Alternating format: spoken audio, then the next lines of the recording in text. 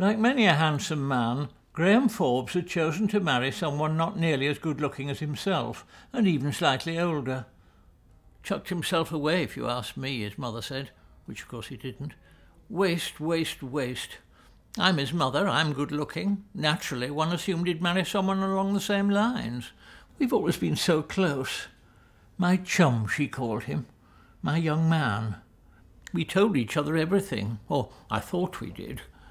Graham's father, having nothing to say, said nothing. I feel such a fool putting the announcement in the paper. I mean, Betty. What sort of a name is that?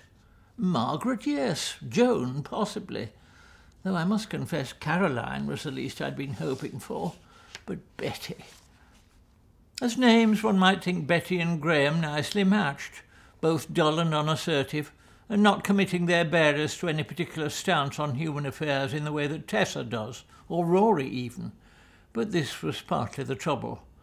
For though she could never admit it, Graham's mother blamed herself for calling him Graham in the first place.